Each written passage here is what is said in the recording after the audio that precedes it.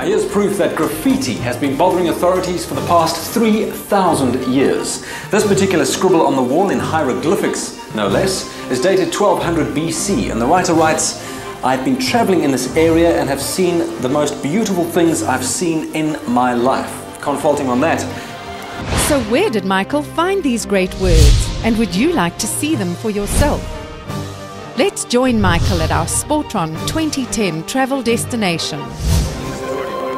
Welcome to Egypt, the land of mystery. And behind me, the pyramids of Giza, one of the greatest monuments to the ingenuity of man. Yes, Sportron is taking you, our achievers, to exquisite Egypt.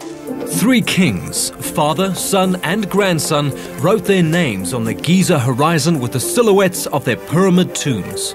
Khufu, Khafre and Menkaure. 200 years ago, when Napoleon led the French army into Egypt, he reminded his soldiers that 40 centuries looked down on them from the towering tombs. And how will we be traveling? Aboard the beautiful 5-star cruise ship Tuya. Your first 3 nights in Egypt will be spent cruising down the Nile River. Angela, it's quite obvious to me, but what makes a Nile cruise so appealing to the average tourist? I think it's a fantastic combination. You're traveling through Egypt, you've got the cruise, which you've got fantastic facilities on, and then you explore ancient Egypt by getting off and seeing the temples with an Egyptologist. Unlike the stone houses of religion today, the temples of ancient Egypt were only inhabited by priests and visited on occasion by kings or queens. They were storehouses of wealth and knowledge and influential in political decisions. The Temple of Horus attracts over 2 million visitors a year, and I found it personally very hard not to get blasé about this incredible piece of history, especially when you're sharing it with hordes of trigger-happy tourists. My advice to you would be to find a quiet corner somewhere to reflect on what life must have been like 2,000 years ago. Just don't get lost in the tombs.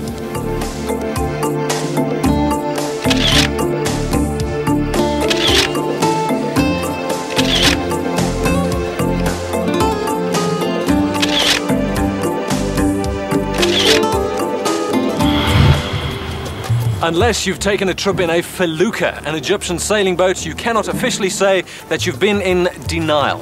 So here I am, a felucca sailing a felucca. In all seriousness, it gives me a chance to get really close to the west bank of the Nile in Luxor, which holds 1/3 of the world's monuments. Soaring 18 meters into the sky, the enthroned statues of Amenhotep III are the first colossal shrines to greet visitors to the West Bank. The Temple of Karnak is still the largest religious edifice on the planet. One of many timeless Egyptian monuments that line the banks of the Nile. Grand accolades of a sophisticated civilization that were ahead of their time. A nation of builders who thrived on the lifeblood of Egypt. The colossal figure of a human-headed lion, carved from one tremendous piece of limestone, guards the tomb of Khafre. In fact, the Sphinx's facial features are thought to be those of the pharaoh. The massive shrine would have disappeared ages ago had it not been buried beneath the sand for so long. The statue is crumbling today because of wind and humidity, and attempts to restore it have often done more harm than good. Sphinx is a Greek word which actually has no meaning, but historians believe it came from the Egyptian phrase Sheseb Ankh, which means living image. But then again, who knows? No disrespect intended.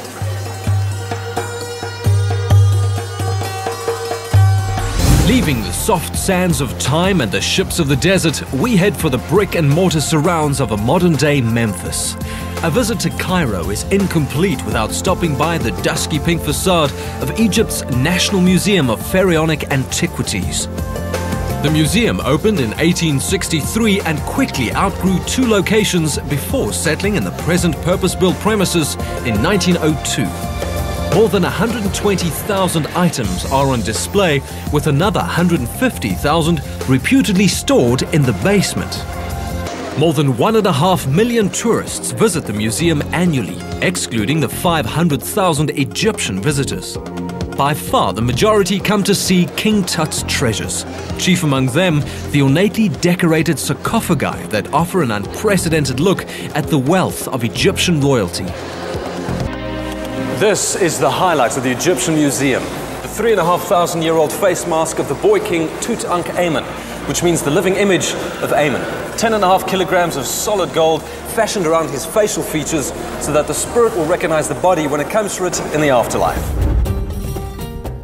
In Cairo, we will be staying in the luxurious Piramisa Hotel in the heart of the city, overlooking the Nile and just a few minutes' walk from the Opera House and downtown shopping. The Khan al-Khalili is not strictly an Egyptian market. Commodities can be found here that stem from every corner of the globe. The smell of incense, sweet exotic spices, mint tea and Masal tobacco make up the melange of Khan al-Khalili Market, a bazaar that's been in existence for 600 years now. But one word of warning, with over 1,000 shops, there's one phrase you need to know. La shukran. No thank you. Amongst the maze of narrow canvas-covered alleyways, you'll find more Egyptian shoppers than tourists, buying everything from designer jeans to fine gold jewelry and jewelry boxes. So get your passport today and start working towards traveling with Sportron to exquisite Egypt in 2010. Cairo, a city overflowing with icons of antiquity, harboring secrets of old. Birthplace of an early civilization that still today sparks wonder and amazement.